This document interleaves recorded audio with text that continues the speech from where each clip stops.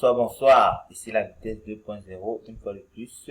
Bienvenue dans ce petit moment de détente où on vous apprend l'utilisation du logiciel Visual Basic. On vous apprend la création des applications Windows Phone.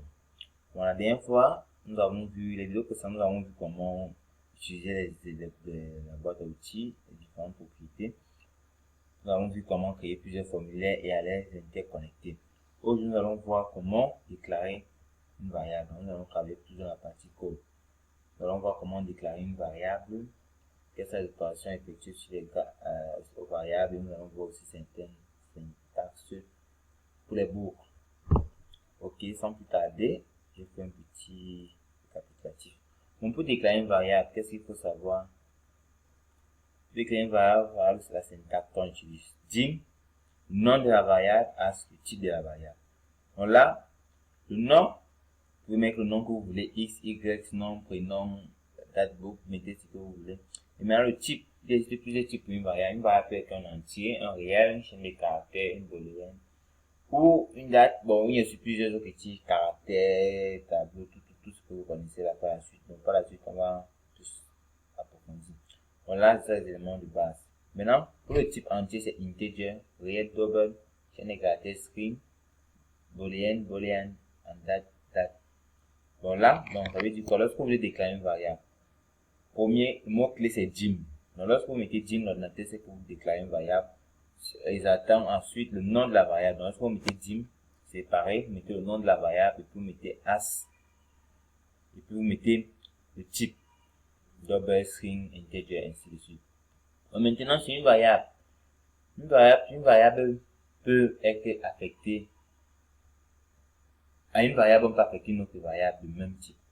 Donc, on ne peut pas affecter une variable de type date dans une variable de type entier. Ça ne peut pas marcher. Or, on peut affecter une variable de type entier dans une variable de type entier, mais une variable de type entier dans une variable de type réel. Puisque un réel, c'est un entier. Mais un entier n'est pas un réel.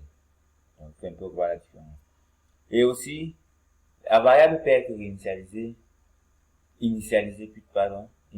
dès sa création. On va voir par la suite comment initialiser une variable dès sa création. Bon, maintenant, là, nous avons vu comment, voilà les exemples que j'ai donnés, comment afficher les variables. On peut afficher les variables soit dans un label, un texte, d'autres éléments qu'on a vu là, comme box, peu importe, on peut afficher dans certains éléments de la boîte d'outils. Ou bien on peut afficher comme un message. Pour afficher dans un label ou un text box, voilà les syntaxes. On a pris un exemple, on a mis dim, nom, à string, ici, vous voyez, on a déclaré la variable. Le nom de la variable, c'est nom, et c'est du type string, donc chaîne de caractères. Et un nom, text box, qui est dans le formulaire, va prendre un nom. Et label va aussi prendre un nom. Vous avez vu là. Voilà. Ça, c'est pour déclarer ça, c'est pour afficher une variable. Voilà. Mais maintenant, on voit une fois comment initialiser. Pour initialiser une variable, lorsqu'on la déclare, dim, nom, à string, tout juste devant, on met une fois une variable. Si peut-être que le nom c'est will, on a pris l'exemple de will. Comme c'est une chaîne de caractères, on va mettre entre guillemets. Donc là, ça veut dire quoi? Dès la création de la variable nom, ça prend la valeur will. Et le texte va afficher quoi? Nom qui est will. Ça, c'est pour afficher sur un élément à la base d'outil. Maintenant, pour afficher en tant que message, on déclare toujours dim as, on va aussi initialiser.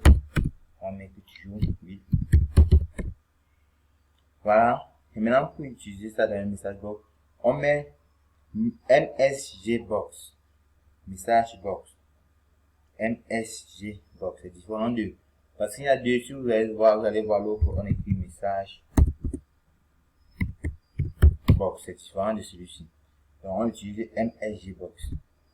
Maintenant vous ouvrez le code, vous mettez le message que vous voulez qu'on affiche. Mon nom c'est, voilà, vous fermez les guillemets. Et maintenant vous mettez le E commercial. C'est le E commercial qui va faire, qui entraîne la déclaration d'un élément d'une variable. Alors, si vous ne mettez pas ça, ça va considérer comme une erreur. Lorsque vous mettez ça, ça veut dire que l'élément qui suit, ça va être une variable. Donc, ça permet de faire la jonction entre les deux. E commercial et puis vous mettez non. Donc, là, on a vu. Donc, ça, c'est pas affiché dans un message. Donc, là, si vous tapez cette syntaxe, vous pouvez essayer directement. Si vous tapez cette syntaxe, vous allez voir comment ça va afficher un message dans une petite boîte de dialogue, en fait, avec un bouton OK sur ça. Bon, maintenant, par la suite, on va voir les différentes opérations qu'on peut effectuer sur une variable. Et là, il faut savoir seulement du type les opérations, si là, ce sont les opérations qu'on peut effectuer. On peut effectuer additionner deux, on peut pas additionner deux chaînes de caractères. Là-bas, c'est là. Là-bas, c'est pas possible. Donc, ici, c'est beaucoup plus pour les types integer, double, qui sont les chaînes, qui sont les entiers. Quand il y a l'addition matérielle par plus, l'association moins la multiplication étoile, division, la division entière. Donc ça c'est pour uniquement présenter. Si vous utilisez ça pour un double, ça ne va pas fonctionner, ça va marquer une erreur. Or là, quand tu es plus cette barre, parce que ça prend toutes les divisions. On a la puissance sur chapeau et le modulo mode. Voilà. Et maintenant les différents, voilà, l'égalité, la différence, strictement supérieur, strictement inférieur, inférieur égal et supérieur ou égal. Bon, voilà un peu un petit exemple qu'on a eu à réaliser. Bon, là, on a déclaré dim x à integer égal à 15. Donc là, on décline une variable. Le nom, c'est x du type entier. On initialise à 15. Ensuite, on déclare une variable y du type entier. On initialise à 20. On déclare une variable z du type réel. On n'initialise pas. On déclare une variable moyenne du type réel. On ne met rien au départ. Maintenant, voilà la première opération qu'on a effectuée. Z prend x plus y. Bon, à z, on envoie x plus y. C'est que vous voyez bien.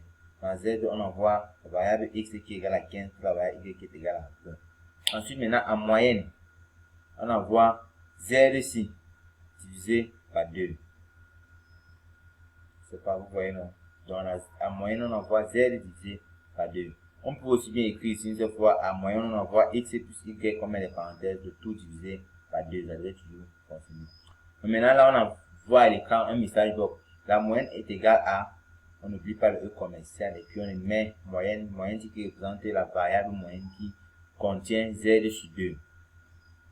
Quoique là, donc, pour les boucles, voilà, pour les variables, voilà un peu, en gros, là, c'est quelque grosso modo, c'est qu'elle peut faire.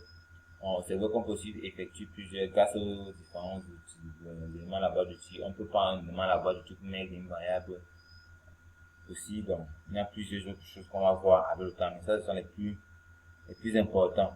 Maintenant, parlons de boucles. Vous avez les boucles, la boucle if. La boucle if fait que, des fois, certains les subdivisent en 3 types de boucles, en 3 boucles, en fait. Parce qu'il y a, on peut avoir le if, and if. Ça, c'est le premier type. Mais il y a le if, else, and if. Et maintenant, il y a le if.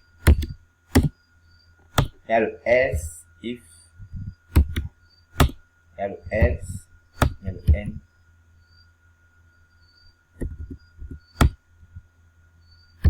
And, if. And.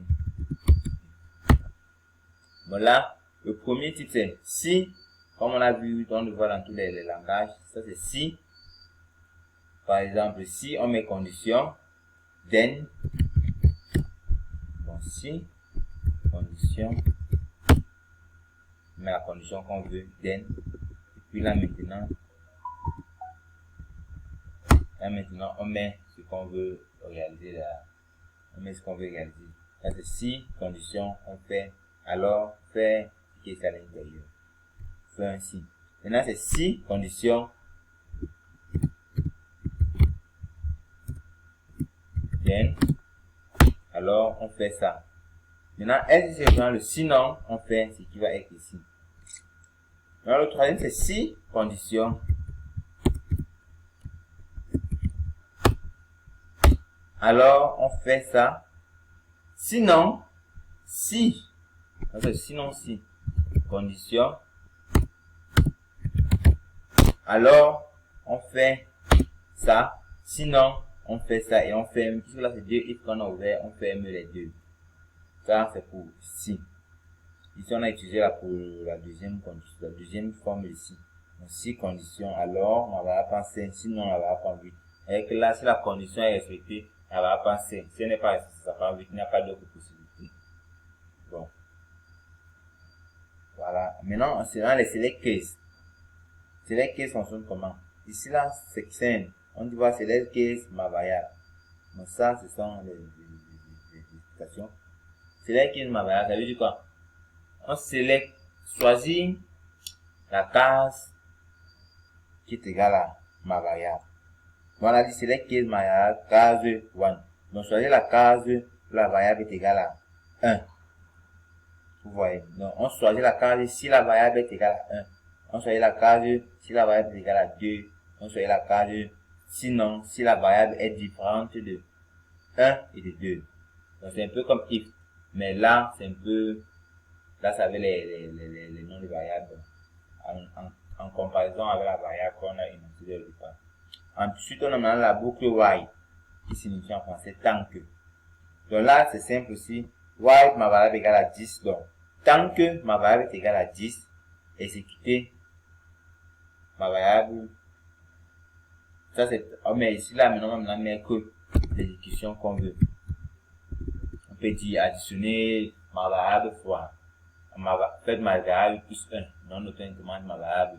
Ça va entrer dans la boucle autant de fois. Tant que la variable est égale à 10, ça va entrer, continuer que la variable est différente de 10. Donc, tant que la variable est égale à 10, ça fait ça.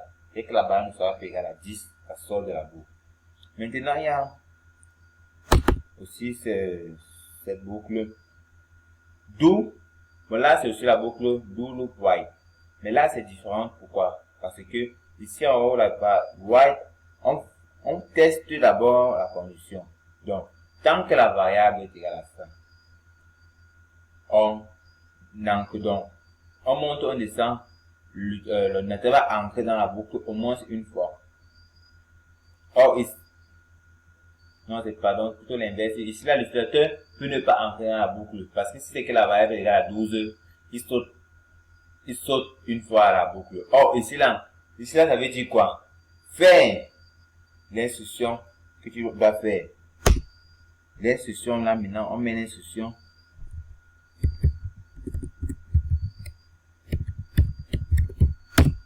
Faire l'instruction tant que la variable est égale à 10. Donc, vous voyez que, dans le départ, l'ordinateur va exécuter l'instruction une fois avant de vérifier maintenant l'état de la variable. Donc, il y a un peu la différence entre les deux. La boucle while et la boucle do while. Parce que dans la boucle while, l'ordinateur peut ne pas entrer dans la boucle si la variable, si la condition qui est ici n'est pas respectée. Or, dans la boucle do while, il exécute d'abord l'instruction au moins une fois avant de vérifier la condition. Donc, la condition est vérifiée à la fin, or la boucle la condition est vérifiée au départ. Bon, là, nous avons un peu vu les différentes boucles et la présentation générale des variables. Dans la prochaine fois, assimilez bien ça parce que la prochaine fois va entrer plus en profondeur. Je vous remercie de m'avoir écouté et je vous prie de vous abonner, partager et liker mes vidéos. Merci.